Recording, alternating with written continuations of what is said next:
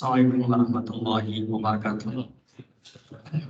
Alhamdulillah wa nasta'inu wa nastaghfiruh. Wa nuridu billahi min sayyi'ati a'malina.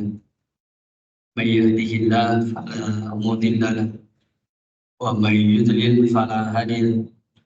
Asyhadu an la ilaha illallah wahdahu la syarika lahu wa asyhadu anna Muhammadan abduhu wa rasuluhu alladzi la nabiyya ba'da, amma ba'd. Jemaah sekalian rahimani wa rahimakumullah. Alhamdulillah wa syukru ala ni'amillah. Di pagi ini kita dapat bermajelis di majelis ini yang semoga dirahmati oleh Allah Subhanahu wa taala. Salawat dan salam semoga tercurah kepada Nabi kita yang mulia Nabi Muhammad SAW, kepada keluarganya, kepada para sahabatnya, serta kepada pengikutnya yang setia sampai yaumul qiyamah. Dan kita semua berharap mudah-mudahan Allah Jalla Dzikruhu memudahkan kita dan memberikan taufik kepada kita untuk dapat menjadi pengikut yang setia, senantiasa taat dengan perintahnya, senantiasa menjauhi larangannya, senantiasa mengikuti bimbingannya, dan senantiasa meneladani apa yang Rasulullah contohkan untuk kita semua. Baiklah jemaah sekalian, di pertemuan kita kali ini sesuai dengan tema yang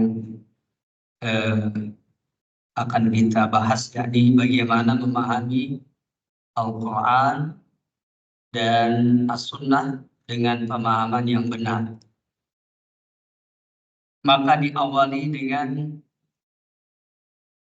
pembahasan dari firman Allah yang mulia surah Al-A'raf ayat yang ke-33. Allah berfirman, A'udzu billahi minasyaitonir rajim. Qul innama harrama rabbiyal fawahisha ma dhahara minha wa ma batana wal ithma wal baghy bighairil haqq wa an tusyriku billahi ma lam yunzil bihi sultana wa an taqulu 'ala Allahi ma la ta'lamun.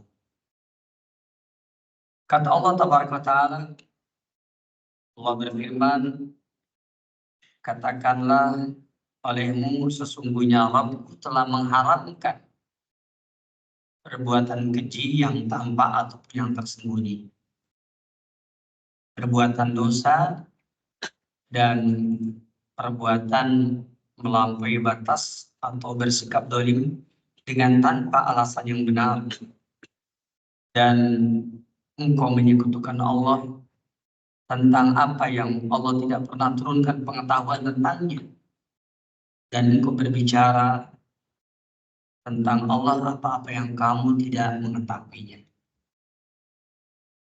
Maka firman Allah tabaraka taala yang mulia ini menyebutkan 4 perkara yang diharamkan, diawali dari perkara yang paling ringan sampai kepada perkara yang paling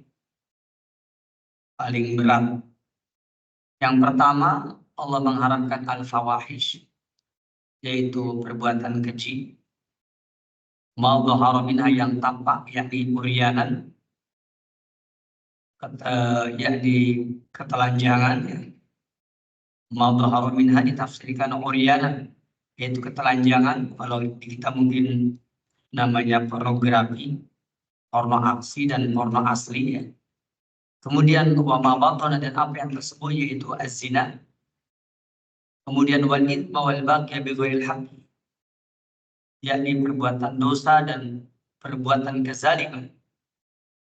Kemudian yang ketiga, wa an tusyriku billahi ma lam yunzil bihi sultana, yaitu menyekutukan Allah. Dan yang keempat, wa an taqulu 'ala Allahi ma la ta'lamun, engkau berbicara tentang Allah yang kamu tidak tahu ilmunya. Jadi dari 4 dosa ini Sebagaimana kata Imam Ibnu Qayyim al-Jauziyah dalam kitabnya At-Tafsirul Qayyim, beliau mengatakan bahwa dosa yang paling berat adalah, bahkan ini lebih tinggi daripada kesyirikan, yaitu engkau berbicara tentang Allah apa-apa yang kamu tidak tahu ilmunya. Maka dari firman Allah yang mulia ini, dalam hal ini saya ingin menerangkan tentang makna wa an taqulu 'ala Allah ma la ta'lamun. Maka ditafsirkan oleh para ulama tentang makna wa an taqulu 'ala Allah ma la ta'lamun. Kata Imam Ibnu Qayyim, "Summa rabba'a bima huwa asyaddu tahriman min dzalika kulli." Kemudian Allah Tabaraka wa Ta'ala menyebutkan yang keempat, yang dosanya, yang keharamannya lebih hebat dari semua itu, yakni wa huwa al-qaulu 'alaihi bila ilmin, berbicara tentang Allah dengan tanpa ilmu. Wa hadha yaqul qawla 'alaihi subhanahu bila ilmin fi asma'ihi wa sifatihi wa af'alihi wa fi dinihi wa syar'ihi, yaitu memuat berbicara atas nama Allah dengan tanpa ilmu dalam hal nama-namanya. Umpamanya kita mengatakan Allah memiliki al-asmaul husna ini dan itu, tetapi ternyata tidak ada landasan dalilnya. Kemudian mensifati tentang Allah, bahwa Allah disifati ini dan begini dan begitu, tetapi ternyata tidak ada dalilnya. Wa af'alihi, kemudian tentang perbuatan Allah, yakni kita menerangkan bahwasanya Allah melakukan ini dan itu dengan tanpa dalil.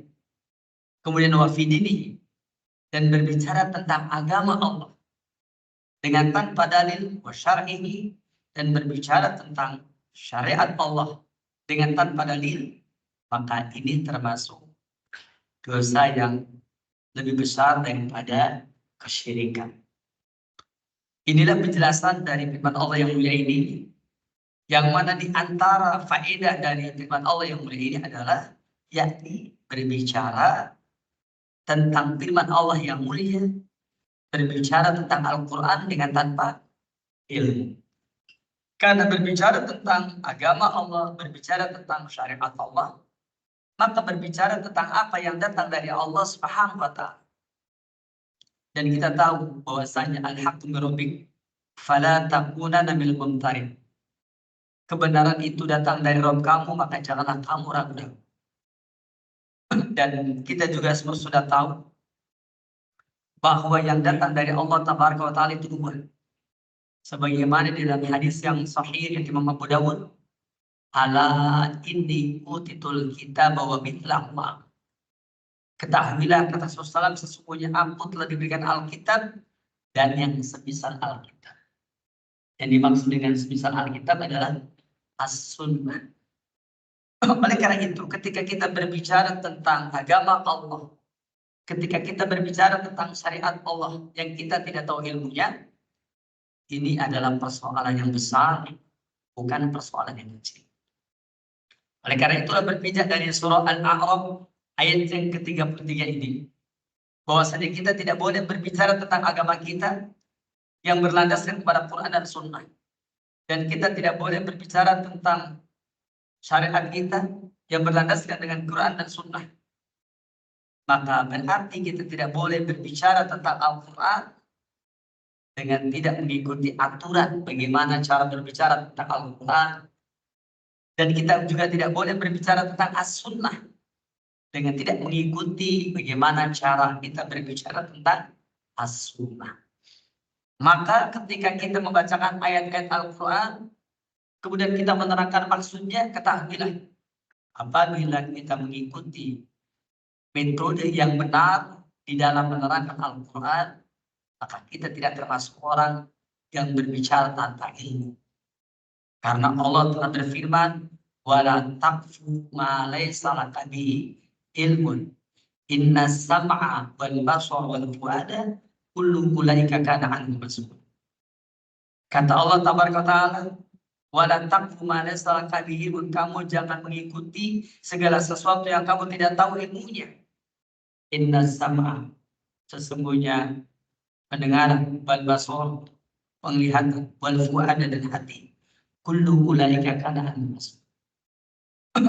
Oleh karena itulah Nabi kita yang mulia juga telah bersabda, kata Rasulullah, man qala al-Qur'ana bi ra'yihi falyatabawwa maq'adahu minan nar. Barang siapa yang berbicara tentang Al-Quran berdasarkan rohnya, man qala al-Qur'ana bi ra'yihi, siapa yang berbicara tentang Al-Quran dengan rohnya, falyatabawwa maq'adahu minan nar, maka siap-siaplah menempati tempat duduknya di neraka. Keterangan ini terdapat dalam kitab Muqaddimah min Ushul Tafsir buah karya Syekhul Islam Ibnu Taimiyah. Dan di sana dinukil riwayat ini. Kemudian diterangkan bahwa riwayat ini adalah yang lemah. Namun riwayat ini sejalan dengan keterangan-keterangan yang lain, baik yang datang dari Al-Qur'anul Karim ataupun yang datang dari sunnah Nabi yang mulia Nabi Muhammad SAW. Kemudian Nabi kita yang mulia juga bersabda di dalam hadis dari Imam Al-Bukhari. Kata Rasulullah, Nabi kita yang mulia bersabda, man kadzaba alayya muta'ammidan falyatabawwa maq'adahu minan nar. Barang siapa yang berdusta atas nama dengan disengaja, maka siap-siap menempati tempat duduknya di neraka. Atau dalam bentuk lain, man taqawwala alayya muta'ammidan, barang siapa yang sengaja mengada-adakan perkataan atas nama aku, padahal aku tidak pernah mengatakannya, falyatabawwa maq'adahu minan nar, maka siap-siap menempati tempat duduk neraka. Oleh karena itulah di dalam hadis tentang Muslim, Nabi kita yang bersabda, kadibun alayya laisa kadibun alayya laisa kakadibin ala ghairi. Kata Rasulullah, kadibun alayya, berdusta atas namaku, laisa kakadibin ala ghairi, itu tidak sama seperti dusta atas nama selain aku. Artinya kita tidak boleh melakukan kedustaan, yaitu atas nama Allah Tabaraka wa Ta'ala ketika menafsirkan Al-Quran dengan penjelasan yang berdasarkan rohnya semata-mata, dengan tidak berpijak kepada metode tafsir yang benar. Dan begitu pula kita tidak boleh berbicara tentang hadis Nabi yang mulia sementara kita tidak mengikuti metode pemahaman terhadap sabda Nabi yang mulia dengan pemahaman yang benar. Ini sebagai mukadimah yakni di dalam pembahasan kita yang insya Allah Ta'ala mungkin akan kita sampaikan dalam beberapa pertemuan di masa yang akan datang. Selanjutnya jamaah sekalian rahimani rahimakumullah. Kemudian setelah saya tadi menerangkan masalah yaitu muqaddimah dalam pembahasan kita kali ini, maka selanjutnya saya ingin menjelaskan bahwa berbicara tentang bagaimana memahami Al-Quranul Karim, maka para ulama kita telah menyusun kitab-kitab yang itu semua merujuk kepada apa yang terdapat di dalam kitab Allah Al-Quranul Karim dan juga apa yang terdapat di dalam sunnah Nabi yang mulia Nabi Muhammad SAW. Oleh karena itulah kemudian terkumpul kitab untuk memahami Al-Quran dengan nama Ulumul Quran. Dan dari Ulumul Quran ada pembahasan yang paling esensi, yang paling mendasar, yaitu pembahasan usul tafsir.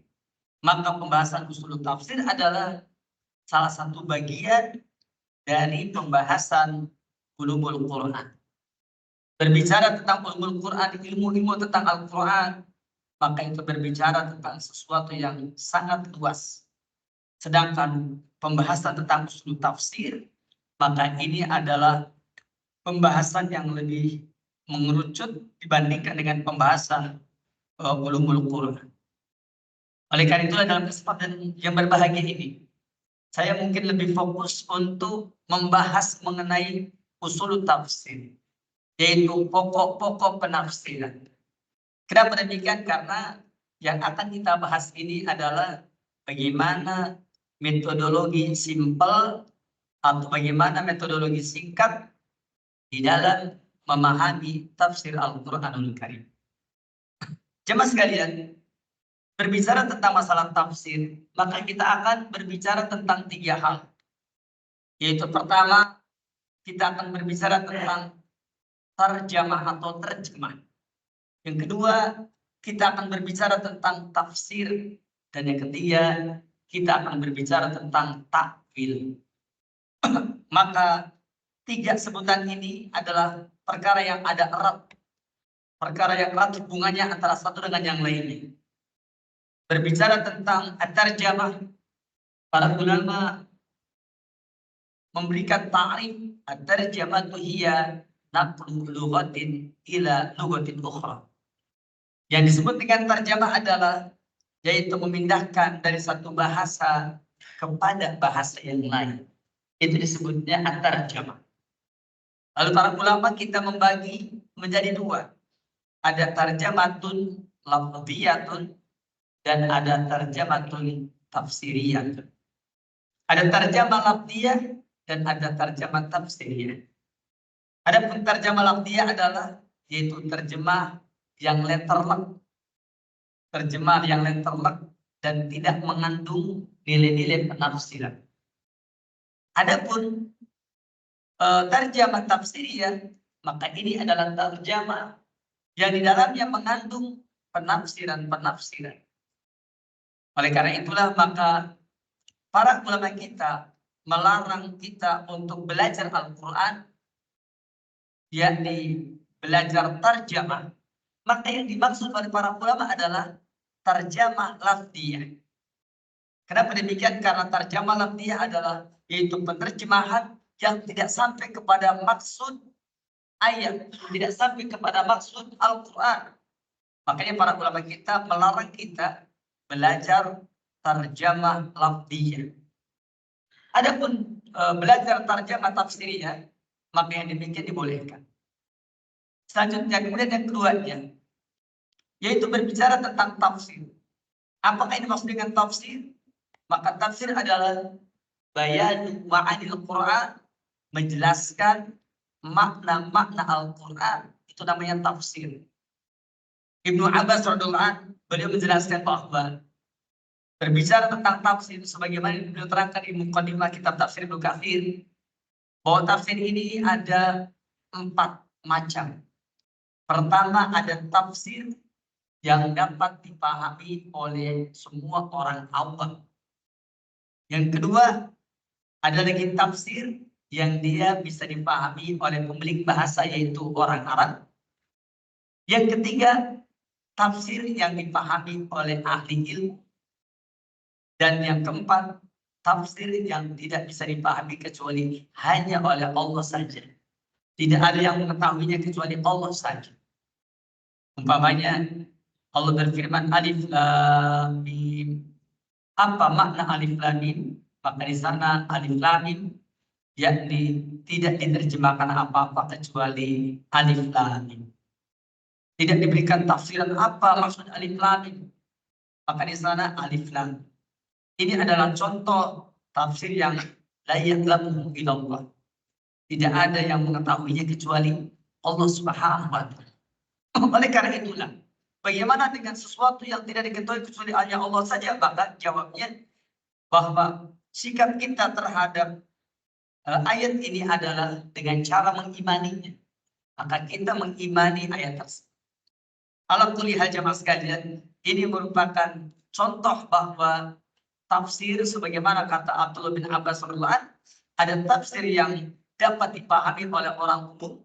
Umpamanya Allah berfirman aqimus shalah, dirikan salat. Semua orang paham bahwa ayat tersebut memerintahkan untuk mendirikan salat. Wa atuz zakat, tunaikan zakat. Semua orang paham bahwa ayat ini memerintahkan kepada kita untuk menunaikan zakat. Adapun yakni tafsir yang kedua yaitu yang dipahami oleh orang Arab karena ini terkait dengan bahasa. Ya, umpamanya habba wa nabata, habban itu artinya biji. Para sahabat Nabi dulu nggak mengerti apa itu makna habban.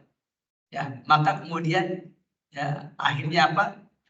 Ternyata orang-orang terdahulu, mereka-mereka yang bahasa Arabnya asli mengerti bahwa ternyata haban itu adalah biji-bijinya. Itu contoh bahwa bahasa yakni tafsir yang dipahami oleh orang yang punya bahasa. Kemudian yang ketiganya, tafsir yang tidak bisa dipahami kecuali oleh ahli ilmu. Maksudnya untuk mengetahuinya harus dengan ilmu. Seperti Allah berfirman, wa'bud rabbaka hatta ya'tiyakal yaqin. Beribadahlah kamu kepada Rabbmu sampai datang keyakinan. Kata-kata al-yakin, kalau kita tidak merujuk kepada penjelasan dari ahli ilmu, kita tidak tahu bahwa ternyata al-yakin di sana maknanya adalah al-maut, yaitu kematian. Itu menunjukkan bahwa ada tafsir yang dia bisa dipahami oleh ahli ilmi dengan sebab merujuk kepada penjelasan-penjelasan ahli ilmu. Kemudian berikutnya yaitu tafsir yang keempat tadi yang tidak ada yang mengetahuinya kecuali Allah saja. Selanjutnya jemaah sekalian, jadi yang dimaksud dengan tafsir adalah bayanu ma'anil Quran, menerangkan makna-makna Al-Quranul Karim. Maka ketika menjelaskan masalah ini, Al-Imam Al-Hafidz Ibnu Katsir belum pernah ditanya, ma asanu turuqit tafsir? Apakah gerangan yakni sebaik-baiknya jalan penafsiran? Maka beliau kemudian memberikan jawaban. Kata Al-Hafidz Ibnu Katsir, sebaik-baiknya jalan penafsiran adalah yaitu yang pertama tafsirul Quran bil Quran, yaitu tafsir Quran dengan Quran. Menafsirkan ayat dengan ayat. Yang kedua, menafsirkan Al-Quran dengan sunnah Nabi yang mulia. Yang ketiga, menafsirkan Al-Quran dengan perkataan para sahabat Nabi, dengan perkataan para sahabat Nabi yang memiliki perhatian dalam urusan tafsir. Yang keempat, menafsirkan Al-Quran dengan perkataan para tabi'in yang memiliki perhatian dalam urusan tafsir. Dan yang kelima, yakni menafsirkan Al-Quran dengan lughah al-Arabiyyah al-Fusha, yaitu dengan bahasa Arab yang fasih. Inilah 5 metode di dalam menafsirkan Al-Quranul Karim, yaitu Al-Quran ditafsirkan dengan Al-Quran, ayat ditafsirkan dengan ayat, kemudian Al-Quran ditafsirkan dengan hadis Nabi yang mulia yang sah, kemudian Al-Quran ditafsirkan dengan asar para sahabat Nabi yang sah, kemudian Al-Quran ditafsirkan dengan asar para tabi'in yang sah, kemudian Al-Quran ditafsirkan dengan yakni dengan bahasa Arab yang fusha atau yang fasih. Maka berdasarkan penjelasan ini jamaah sekalian, tahulah kita bahwa ternyata begitulah penafsiran Al-Quranul Karim. Dan ketika Al-Quranul Karim ditafsirkan dengan Al-Quranul Karim, maka ini berdasarkan firman Allah Tabaraka wa Ta'ala yang mulia. Di dalam surah Al-Baqarah Allah berfirman, yaitu pada ayat yang ke-185, Syahrul Ramadan alladzi unzila fihil Qur'an hudan linnasi wa bainatin minal huda wal furqan. Faman syahida minkum syahra falyasum. Di sana Allah Tabaraka wa Ta'ala berfirman, kata Allah Tabaraka wa Ta'ala, Syahrul Ramadan alladzi unzila fihil Qur'an. Bulan Ramadan yang diturunkan padanya Al-Quranul Karim. Hudan linnasi, sebagai petunjuk bagi manusia. Wa bayyinatin minal huda, dan sebagai bayinat, penjelas, minal huda, dari petunjuk. Kata-kata wa bayyinatin minal huda dan sebagai penjelas bagi petunjuk itu dalil, yakni Al-Quran ditafsirkan dengan Al-Quran lagi. Kata-kata wa bayyinatin minal huda yakni wa bayyinatin minal Quran. Artinya Al-Quran adalah tafsir bagi Al-Quran. Oleh karena itulah maka tentu saja ketika diterangkan Al-Quran merupakan tafsir bagi Al-Quranul Karim, maka kita pun ketika memahamkan Al-Quran, maka tentu kita tafsirkan dengan Al-Quran lagi atau dengan ayat Quran lagi. Seperti itu. Ada beberapa contoh, yaitu tentang Al-Quranul Karim ditafsirkan dengan Al-Quran. Umpamanya yang paling mudah saja, di dalam surah Yunus ayat yang ke-62 Allah berfirman, ketika menjelaskan tentang siapa yang berhak disebut wali. Allah berfirman, Ala inna awliya Allahi la khaufun alaihim wa la hum yahzanun. Kata Allah tabaraka taala, ketahuilah sesungguhnya wali-wali Allah itu tidak ada rasa takut atas mereka dan juga mereka tidak berduka cita. Apa yang dimaksud dengan tidak ada takut atas mereka? Tidak takut atas mereka dengan apa yang akan terjadi di masa yang akan datang. Dan wali-wali Allah itu tidak berduka cita, yakni tidak menyesal dengan apa yang sudah diperbuat di masa lalu. Nah, kemudian setelah itu apa? Maka ayat yang ke-62 ini ditafsirkan, siapakah dia? Maka dijelaskan dalam ayat yang ke-63, alladzina amanu wa kanu yattaqun. Wali-wali Allah itu adalah alladzina amanu wa kanu yattaqun, yaitu mereka orang-orang yang beriman dan bertakwa. Jadi apabila kita kembalikan kepada firman Allah yang mulia ini, siapakah yang berhak disebut sebagai wali Allah? Jawabnya, alladzina amanu wa kanu yattaqun, yaitu orang yang beriman dan bertakwa. Oleh karena itu, setiap kita ini berpeluang untuk menjadi wali-wali Allah. Kenapa? Karena kita adalah orang yang berpeluang untuk beriman dan bertakwa. Atau umpamanya, ketika Allah Tabaraka wa Ta'ala mendefinisikan siapakah orang-orang yang bertakwa dalam surah Al-Baqarah ayat yang ketiga, setelah menjelaskan dalikal kitabul la raiba fi hudal lil muttaqin. Inilah Alkitab, tidak ada keraguan di dalamnya, petunjuk bagi orang-orang yang bertakwa. Siapakah orang yang bertakwa? Lalu diterangkan, yaitu definisi orang yang bertakwa. Alladzina yu'minuna bil ghaib, beriman kepada yang gaib. Wa yuqimuna sholata, mendirikan salat. Wa mimma razaqnahum yunfiqun, menginfakkan sebagian rezeki. Kemudian yakni setelah itu apa? Alladzina yu'minuna bima unzila ilaika wa ma unzila min qablik, yaitu yang beriman dengan apa yang telah diturunkan kepada kamu dan sebelum kamu. Kemudian wabil akhirati hum yuqinun, dan kepada akhirat mereka yakin. Ini cerita tentang orang-orang yang bertakwa. Alladzina yu'minuna bil ghaib wa yuqimuna sholata wa mimma razaqnahum yunfiqun walladzina yu'minuna bima unzila ilaika wa ma unzila min qablik wa bil akhirati hum yuqinun. Ini adalah tafsir dari kalimat al-muttaqin. Ini namanya Quran ditafsirkan dengan Al-Quranul Karim. Dan dalilnya tadi wa bayyinatin minal huda, yaitu sebagai penjelas dari petunjuk. Al-huda adalah Al-Quran. Selanjutnya, yakni yang berikutnya yang kedua, Al-Quran ditafsirkan dengan surah Nabi yang mulia.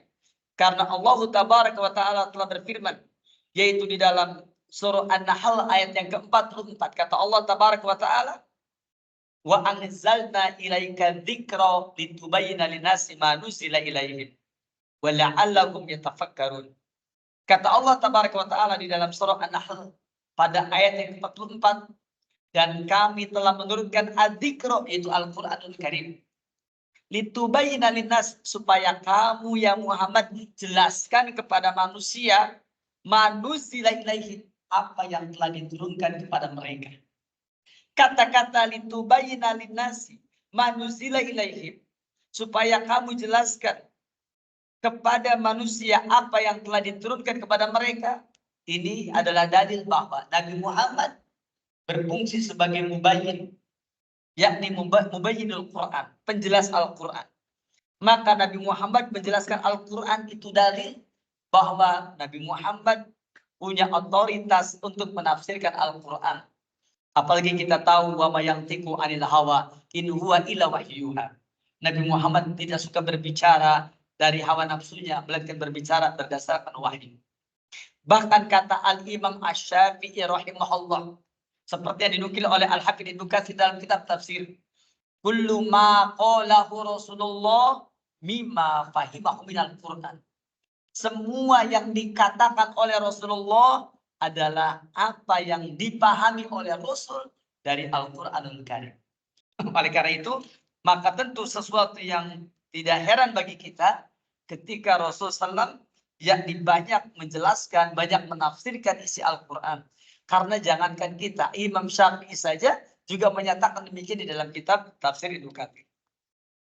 Selanjutnya jemaah sekalian, sebagai contoh bahwasanya yakni ini merupakan tafsir Al-Quran ditafsirkan oleh sabda Nabi yang mulia Nabi Muhammad SAW.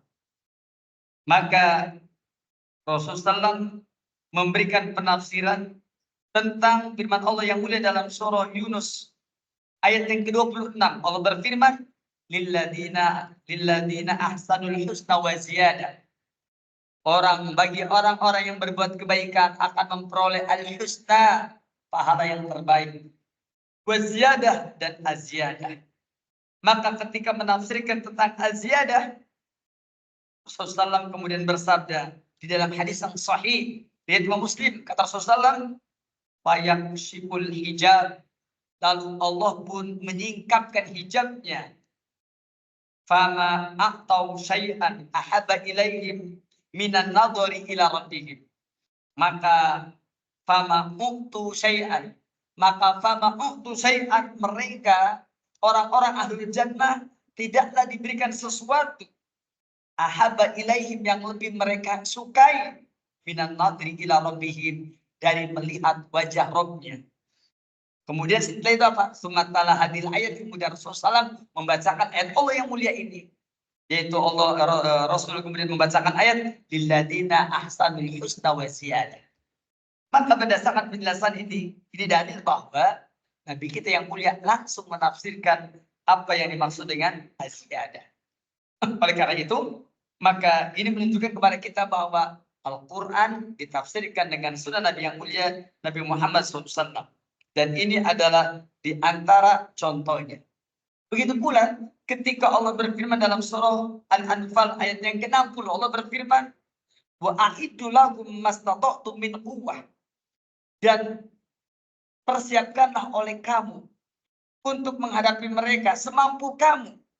Bersiap-siaplah kalian wahai kaum muslimin menghadapi orang kafir semampu kamu, min quwwatin, dari kekuatan.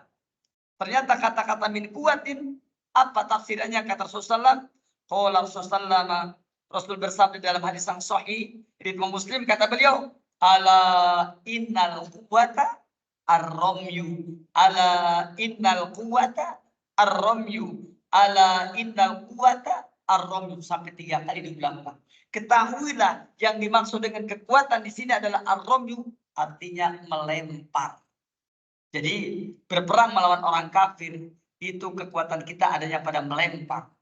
Mau lempar lembing, mau lempar panah ya, atau yang lain. Pokoknya semua yang prinsipnya ar-ramyu, melempar. Termasuk tembakan juga melempar. Termasuk peluru kendali juga melempar. Semuanya ar-ramyu. Maka kata-kata ar-ramyu adalah kata-kata yang bersifat umum, itu meliputi tembakan, itu meliputi panahan dan seterusnya. Kata beliau, ini adalah kekuatan, yaitu ar-ramyu, ala innal quwwata ar-ramyu. Ini sebagai bukti bahwa Nabi kita yang mulia langsung menafsirkan seperti tadi. Dan kemudian berikutnya yaitu penafsiran dari sahabat Nabi, kemudian penafsiran dari para tabi'in, dan juga penafsiran dari al-Lughah al-Arabiyyah al-Fusha. Dan tentu semuanya juga sama. Adapun penafsiran sahabat Nabi, penafsiran para tabi'in, kenapa kita mengamalkannya? Karena sesungguhnya mereka adalah generasi yang terbaik. Mereka pemahamannya diakui, yaitu pemahaman para sahabat Nabi. Dan pemahaman sahabat Nabi ini menjadi hujah bagi kita semua. Kemudian pemahaman para tabi'in adalah menjadi kesaksian bagi kita semua. Begitu pula dengan al-Lughah al-Arabiyyah al-Fusha, yaitu bahasa Arab yang fasih. Demikian barangkali penjelasan saya pada kesempatan ini. Saya anggap cukup dulu. Nanti insyaallah ta'ala kita lanjutkan di pertemuan yang akan datang. Dan dipersilakan barangkali ada pertanyaan sebelum saya mengakhiri majelis ini. Wassallallahu ala nabiyina Muhammadin wa ala alihi wa sahbihi ajma'in. Alhamdulillahirabbil alamin. Ya, silakan. Nah, Assalamualaikum. Apabila ada perbedaan para ulama tafsir, maka yang pertama kali harus kita lakukan adalah ulama ketika menafsirkan seperti tafsirannya, umpamanya kita lihat apa dasar pijakannya. Apabila dia dasar pijakannya adalah dengan Al-Quranul Karim, maka kita menerimanya. Dan kalaupun ada beberapa penafsiran, itu disebutnya tanawu'ut tafasir. Namanya bermacam-macam tafsir, dan itu niscaya yashuddu ba'duhu ba'dan, saling menguatkan. Yubayyinu ba'duhu ba'dan, saling menjelaskan. La yu'aridu ba'duhu ba'dan, tidak saling bertentangan. Seperti itu.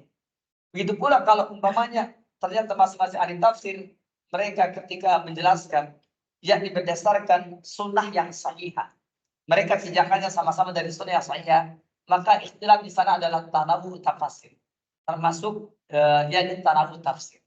Tetapi kalau ternyata yang satu kuat, yang satu lemah, maka ketahuilah berarti kita berpegang kepada yang kuat dan tidak berpegang kepada yang lemah. Seperti itu.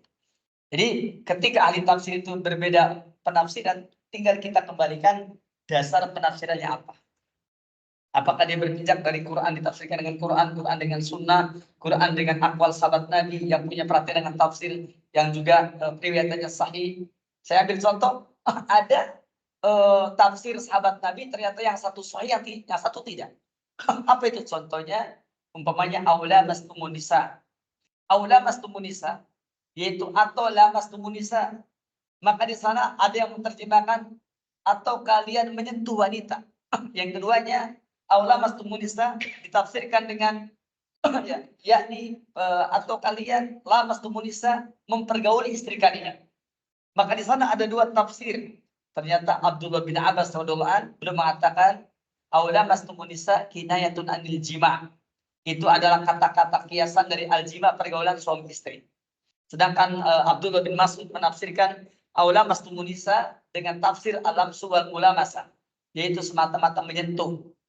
Maka ternyata apa? Dua-duanya tafsir sahabat Nabi. Bagaimana cara kita mendudukannya?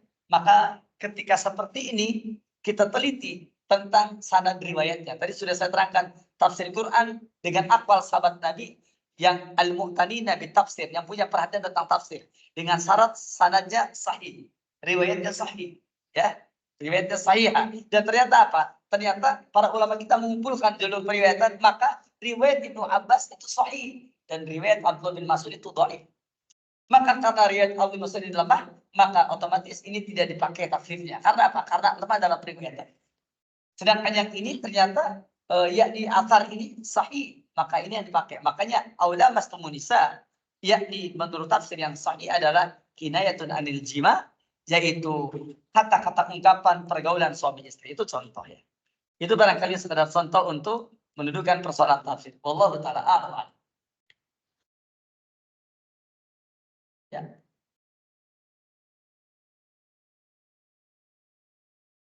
Bagaimana cara menafsirkan fawatih suwar, yaitu kata-kata pembuka di dalam surat yang tadi sudah saya bacakan di antaranya ya. Yaitu alif lam mim, terus kemudian alif lam mim shad ya, alif lam mim ra dan seterusnya. Bagaimana cara menafsirkan yang ini? Pertama jemaah sekalian, bahwa kita harus tahu ayat-ayat Al-Qur'anul Karim ini terbagi menjadi dua. Ada ayatul muhkamat dan ayatul mutasyabihat. Ada ayat muhkamat, maka ayat yang muhkamat ini yakni ayat yang dijelaskan dan kemudian difahami lalu diamalkan. Jadi caranya kalau misalkan ayat yang muhkamat, maka dia harus dijelaskan, dipahami, lalu diamalkan. Karena memang ayat tersebut untuk diamalkan. Dan cara pengamalannya adalah dengan memahami isinya. Adapun fawatihus suwar, maka fawatihus suwar itu yakni termasuk ayatnya mutasyabihat, ayat yang mutasyabihat. Dan ayat yang mutasyabihat ini, ada ayat mutasyabihat yang bisa dikembalikan kepada ayat yang muhkamat. Ada ayat mutasyabihat yang dia tetap dalam keadaan mutasyabihat. Dan fawatihus suwar, yaitu seperti alif lam mim, nun, qaf dan seterusnya, itu adalah ayat-ayat yang tidak ada satupun dalil yang sahih yang menunjukkan penafsiran tertentu, tidak ada. Karena tidak ada, maka para ulama kemudian mengembalikan ayat-ayat yaitu fawatihus suwar tadi dikembalikan kepada asalnya. Ya alif lam mimnya dibacanya alif lam mim dan diterjemahkan juga tidak pakai terjemahan tertentu tapi alif lam mim. Ya. Alif lam mim apa terjemahnya? Alif lam mim. Seperti itu. Bagaimana cara mengamalkannya? Diimani. Oh ada tafsir seperti ini, jawabnya itulah ilmu Allah. Itulah ilmu Allah. Dalam Al-Quranul Karim pun ada yang kita tidak pahami. Makanya tadi saya terangkan kata Ibnu Abbas ini pakar tafsir. Di kalangan para sahabat Nabi mendapatkan gelar habrul ummah, ulamanya umat, turjumanul Quran, juru bicara Al-Quranul Karim.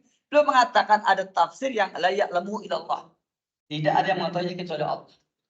Adapun sebagian orang alif lam mim, alifnya adalah Allah, lamnya adalah Jibril, yakni lamnya adalah Jibril, mimnya adalah Muhammad. Itu kira-kira.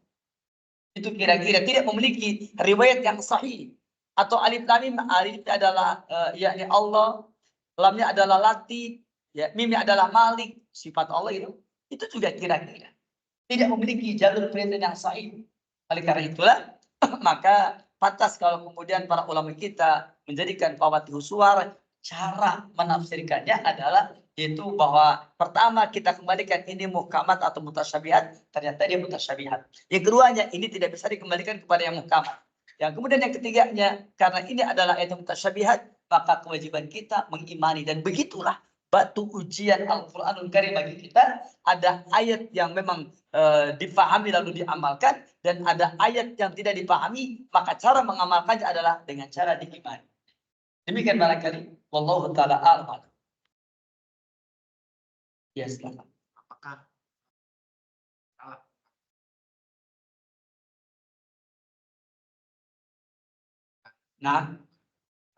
itu bisa menjerumuskan seorang? Pasti. Kita ambil contoh yang tadi. Wa'bud rabbaka hatta ya'tiyakal yakin. Kita ambil contoh itu aja nggak apa. Beribadahlah kamu kepada Rabbmu sampai datang kepada kamu keyakinan. Sekarang banyak orang yang nggak mau sholat. Kenapa? Udah yakin katanya. Kalau sampean yang masih sholat itu karena belum yakin. Kan kalimatnya beribadah kalah kamu kepada Tuhan kamu sampai datang keyakinan. Saya udah datang keyakinannya. Jadi udah nggak usah ibadah lagi. Maka muncullah aliran-aliran sesat. Karena saya sudah yakin, saya udah nggak sholat lagi. Saya udah nggak puasa lagi. Udah yakin. Kalau sampean yang masih sholat, masih puasa ini karena belum yakin. Itu karena al-yakinnya adalah tidak ditafsirkan dengan al-maut. Padahal tafsir yang sahih al-maut. Coba kalau begini. Beribadahlah kamu kepada Rabbmu sampai datang kematian. Makanya boleh kamu tidak ibadah. Asal mati aja dulu. Seperti itu. Jadi dari firman Allah yang mulia ini. Kalau penafsiran itu keliru. Akan timbul pemahaman yang ngaco. Ya. Timbul pemahaman yang ngaco. Gimana? Patokannya yang tadi, Quran dengan Quran, Quran dengan Sunnah, Quran dengan akwal sahabat Nabi, Quran dengan akwal tabi'in, Quran dengan lughah Arabiyah fusha. Itu patokannya. Jadi patokannya itu. Itulah cara penafsiran yang sahih. Ya, dan juga masih ada lagi beberapa kaidah-kaidah yang lain. Supaya kita kan karena kita waktunya terbatas ya, maka kita simpelkan dengan penjelasan yang tadi. Begitu barangkali. Jadi orang yang salah dalam penafsiran bahaya. Sangat berbahaya apabila orang penafsirannya keliru. Ada penafsiran yang menarik. Ini penafsiran orang Syiah. Wa in kuntum fi raibi mimma nazzalna ala abdina fa'tu bi suratin mithli. Kata-kata ala abdina di dalam kitab tafsir Syiah, ala abdina itu ahli tafsirnya. Kalau yang benar siapa? Wa in kuntum, dan jika kalian berada dalam wa in kuntum fi raibi mimma nazzalna ala abdina, dan jika kamu berada dalam keraguan ya terhadap apa yang diturunkan kepada hamba kami, siapa maksudnya? Nabi Muhammad. Oleh dia bukan Nabi Muhammad, oleh orang-orang Syiah ditafsirkannya Ali. Ala abdina ala Ali radhiyallahu anhu katanya begitu. Sehingga mereka mengatakan apa? Nah, itu yang benar itu harusnya yang terima Quran Ali. Ini Jibril ini dia mau ngasih Quran, rupanya dia salah alamat, harusnya kepada Ali, kepada Muhammad, karena Ali dengan Muhammad ini wajahnya mirip begitu. Sampai Jibril ini salah alamat. Lah ini kan contoh penafsiran yang keliru sehingga menimbulkan tadi adanya pemahaman yang keliru begitu. Ala kulli hal penting ya Mas kalian. Kalau orang itu umpamanya tidak mengerti tentang masalah ini, kacau. Saya pernah dialog dengan orang yang biasa dakwah mereka adalah ingin menegakkan negara Islam. Ketika dia menafsirkan inna dina indallahi Islam, sesungguhnya ad-din, negara indallah yang diridhoi Allah adalah al-Islam, negara Islam katanya begitu. Dia menafsirkan ad-din dengan negara. Inna dina indallahi Islam. Ketika saya bilang, kenapa mesti ditafsirkan dengan negara? Dia bilang supaya tafsirannya luas. Saya jawab, tafsiran ad-din dengan tafsiran negara, dua kesalahannya. Pertama, ad-din dengan makna ad-daulah tidak pernah dikenal oleh ya para ulama ahli tafsir. Ad-din bimana ad-daulah. Yang keduanya, kalau ad-din diartikan negara, maka ini lebih sempit lagi. Kenapa? Karena Islam itu tidak terbatas pada negara, tapi seluruh negara, seluruh dunia. Wa ma arsalnaka illa rahmatan lil alamin. Saya bilang ini namanya tafsir sektarian. Kenapa? Karena ini adalah tafsirnya orang-orang NII. Ini contoh penafsiran yang kacau. Ya, ketika menafsirkan inna dina indallal Islam ditafsirkan oleh mereka inna ad-daulatal islamiyah indallahi al-Islam. Begitu. Sesungguhnya daulah yang diusul adalah yaitu daulah Islam. Ini keliru. Dan penting, penafsiran yang benar itu penting. Tidak boleh kita ngomong seenaknya sendiri. Man qala al-Qur'ana bi ra'yi falyattabi'u wa qad minan nar. Oleh karena itu, setiap kita wajib untuk belajar Al-Qur'anul Karim dengan tafsir yang sahih. Dan orang yang belajar Quran dengan menggunakan tafsir yang tidak sahih, wala yaziduhum ila hayara. Semakin banyak belajar tafsir, semakin kacau balau, semakin bingung. Dan semakin konsleting. Mengerti konsleting ya? Jadi itu akan kacau nantinya. Makanya banyak sekali orang-orang yang kacau di dalam penafsiran. Oleh karena itulah para ulama kita membahas kitab-kitab tafsir dengan baik, dan sekarang banyak orang bermunculan. Bahkan juga orang-orang yang awam, orang-orang yang nggak pernah belajar, bahkan belum pernah mencium ilmu Quran, dia mengatakan ini gara-gara kitab tafsir ini. Kita akhirnya memahamkan Quran nggak boleh versi kita, harus versi tafsir. Ini kacau katanya. Dan ini kan pernah terjadi, bahkan di kita juga pernah terjadi. Karena saking ngaconya orang terhadap Al-Quran, mengatakan Quran ini adalah perkataan Rasul Sallam. Qala Rasul Sallam fil Quranil Karim. Rasul berkata dalam Al-Quranul Karim, dan ini terjadi. Dan ini merupakan sesuatu yang apa? Yang disebabkan karena mereka tidak kembali kepada metodologi tafsir. Dan penyebabnya adalah karena mereka menyangka ketika kita berbicara tentang suatu disiplin ilmu, disangkanya kita ngarang. Para ulama ini ngarang, padahal para ulama itu melahirkan disiplin ilmu itu untuk memudahkan kita untuk belajar. Para sahabat Nabi gak butuh ilmu tafsir karena mereka sudah punya perangkatnya. Para sahabat Nabi tidak butuh ilmu hadis karena mereka sudah punya perangkatnya. Adapun kita butuh perangkat itu. Makanya kita belajar tafsir supaya mengerti perangkat memahaminya. Jadi belajar ilmu tafsir itu bukan untuk menyusahkan tafsir, bukan untuk membuat susah penafsiran, tetapi untuk memudahkan penafsiran. Adapun orang-orang yang mengatakan ini menimbulkan kesulitan dalam penafsiran, itu karena tidak mau belajar. Persoalannya karena tidak mau belajar. Oleh karena itu, untuk kita yang awam, dianjurkan ketika kita belajar tafsir, merujuk saja kepada kitab tafsir yang muktabar, yang terkenal. Syekh Abdul Muhsin bin Hamad Al-Abad Al-Badr belum mengatakan ada 3 tafsir bil ma'sur atau bil riwayah. Kitab tafsir At-Tabari, kitab tafsir Al-Baghawi, dan kitab tafsir Ibnu Katsir. Ini adalah 3 kitab tafsir yang recommended, dan 3-tiganya sudah punya ikhtisar. Ada ringkasan-ringkasannya. Ini ringkasannya ada, ini juga sudah ada ringkasannya, tahdibnya, tahdib tafsir Al-Baghawi, dan ini pun sudah ada ringkasannya, yaitu Sahih tafsir Ibnu Katsir. Tinggal kita beli dan kita baca. Tinggal kita belajar duduk di majelis ilmu yang khusus membahas tafsir. Dan insya Allah ta'ala itu sangat bermanfaat sekali insya Allah. Demikian barangkali. Wallahu a'lam. Sama saya lagi. Ayo Pak, boleh. Yang 10 dulu ya. Fadhal.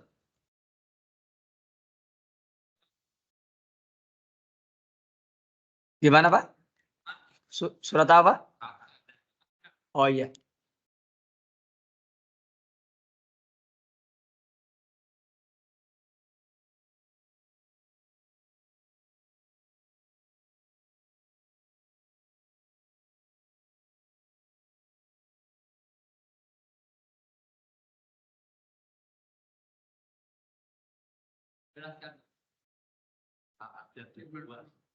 Nah, ya. Allah berfirman di dalam surah Al-Ahzab ayat 72, Inna aradnal amanata ala samawati wal ardi wal jibali fa'abaina an yahmilnaha wa ashfaqna minha wa hamalaha al-insan innahu kana dhuluman jahula. Yang itu ayatnya ya. Allah berfirman, sesungguhnya kami telah menyodorkan amanah kepada langit-langit, kemudian kepada bumi, kepada gunung-gunung. Ini kan makhluk-makhluk yang besar ya. Dibandingkan dengan manusia kan lebih besar langit, lebih besar bumi dan juga gunung-gunung. Fa'abaina, lalu mereka semua enggan an yahmilnaha, untuk menerima al-amanah ini. Wa asfaqna minha, bahkan mereka takut. Wa hamalahal insan, manusia malah menerimanya. Seperti itu ya. Mereka malah menerimanya. Innahu kana dhuluman jahula, sesungguhnya dia, yakni manusia itu dhuluman jahula, yaitu yang dolim, ya. Dolum itu sangat dolim. Kalau dolimun yang berbuat dolim. Kalau dolum itu sigot mubalago dalam bahasa Arab. Wajan fa'ul. Kalau gofir yang mengampuni. Kalau gofur, dat yang terus-menerus mengampuni. Dolim yang berbuat dolim. Kalau dolum terus-menerus berbuat dolim. Innahu kana doluman jahula. Berbuat dolim maksudnya manusia suka berbuat dolim kepada dirinya sendiri, yakni berbuat maksiat, berbuat dosa. Jahula lagi bodoh, bodohnya terus-menerus. Yang dimaksud dengan bodoh itu adalah yakni manusia udah ngerti, kadang-kadang melanggar lagi. Ya, nanti tobat lagi. Udah gitu melanggar lagi. Itu manusia yang jahula. Dan kita tahu kan bahwa sebagaimana kata Mujahid bin Jabar, kullu man asallahu fahuwa jahil wa in alima. Setiap orang yang durhaka kepada Allah maka dia adalah orang yang jahil. Wa in alima, sekalipun dia punya ilmu, kata Mujahid bin Jabar. Maka firman Allah yang mulia ini sedang bercerita tentang apa? Apa yang dimaksud dengan al-amanah dalam kitab Al-Mukhtasar fit Tafsir? Itu makna al-amanah itu adalah at-takalif asy-syar'iyyah, yaitu taklif syariat. Ya. Beban syariat, tugas syariat, artinya tugas untuk menjalankan syariat. Dan ternyata langit-langit nggak mau, kemudian bumi juga nggak mau, seperti itu. Mungkin kita pernah mendengar Yusabbihu lillahi ma fis samawati wa ma fil ardh. Yusabbihu bertasbih. Tasbih ini ada dua. Ada tasbih taskhiri. Tasbih taskhiri adalah yaitu bertasbih kepada Allah dengan cara tunduk. Siapakah yang begini? Langit-langit, bumi-bumi, gunung, semuanya tasbih taskhiri. Tapi yang kedua ada lagi tasbih ikhtiyari, yaitu bertasbih kepada Allah lewat jalur syariat. Maka diturunkan wahyu, diturunkan kitab, diutusnya para rasul, kemudian kita menjalankan itu semua. Maka tasbih taskhiri itulah dia langit, kemudian apa tadi? Bumi, gunung-gunung, itu tasbihnya taskhiri. Adapun tasbih ikhtiyari, ya itulah kita manusia. Maka al-amanah di sana adalah at-takalif asy-syar'iyyah. Itu maknanya adalah taklif syar'iyyah. Nah, itu pengertian al-amanah atau kata-kata amanah yang tadi saya bacakan. Di dalam Mawsu'at Tafsir Al-Ma'thur, saya di sini punya yakni aplikasi Mawsu'at Tafsir Al-Ma'thur, dijelaskan tentang tafsir al-amanah, ya. Apa itu yang dimaksud dengan yakni al-amanah di sini atau kata-kata al-amanah? Maka disebutkan ya tentang al-amanah, yakni saya ambil contoh dalam periwayatan Zaid bin Aslam, ya Rasul bersabda al-amanatu salasun. Amanah itu 3, as-sholatu sholat, wasyamu syam, wal ghuslu mandi minal janabah. Itu amanah semua. Maksudnya sholat ya, kalau kita nggak amanah nanti kita akan berhenti dari melaksanakan sholat. Syam juga sama, al-ghuslu minal janabah juga sama. Ini semuanya syariat. Makanya pengertian al-amanah ditafsirkan seperti itu. Ya. Terus kemudian dalam tafsiran Ubay bin Ka'ab, ya, al-amanah ditafsirkan apa? Minal amanah anitu minatil mar'a ala farjiha. Termasuk amanah adalah wanita yang diamanahi kemaluannya. Sekarang banyak wanita yang nggak amanah. Kenapa? Dikasih kemaluan dia gunakan untuk berzina. Seperti itu. Jadi tetangga kampung saya ada wanita berzina. Ketika ditegur dia bilang apa? Kemaluan milik saya, katanya begitu ngomongnya. Ini kan aneh dia. Dia lupa kalau ini adalah amanah dari siapa? Dari Allah. Allah berikan kepada dia supaya dia jaga. Dia tidak berikan kecuali kepada suaminya. Ya, seperti itu. Itu amanah. dan seterusnya. Jadi kata-kata al-amanah di sini banyak sekali penafsirannya. Saya ambil dari kitab Mawsu'atut Tafsir Al-Ma'thur, yakni kata-kata al-amanah itu semuanya adalah at-takalimul syar'iyyah. Makanya kata amanah itu seperti tadi. Dan ada pun pengertian innahu kana dzuluman jahula, kata tadi bahwa manusia itu walaupun dolim tapi tetap dia menerima ini. Kenapa? Karena Allah menerima tobat mereka.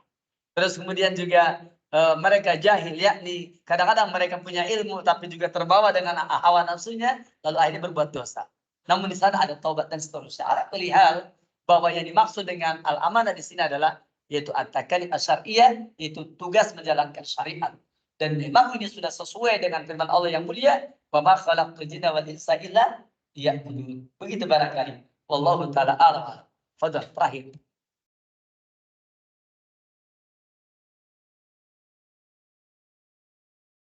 Pendapat saya, barakallahu, yang saya tahu bahwasanya guru kita, ya ini maksudnya bukan yang saya maksud, guru kita tuh beliau gitu ya, yaitu Quraisy Shihab. Beliau itu ketika menafsirkan tidak sedikit terpengaruh dengan paham-paham Mu'tazilah. Maka dari itu kalau antum baca yang seperti itu sebaiknya tidak dijadikan sebagai bacaan. Tetapi kalaupun antum baca itu hanya sebagai bagian dari setelah antum memahami tafsir yang sahih. Karena di dalamnya banyak perkara-perkara yang berbeda dari tafsir-tafsir yang sahih. Itu barangkali ya tentang tafsir yang tadi. Demikian saya kira semoga bermanfaat. Kita akan nanti subhanaka Allahumma hamdik asyhadu an la ilaha illa anta astaghfiruka wa atubu ilaik. Assalamualaikum warahmatullahi wabarakatuh.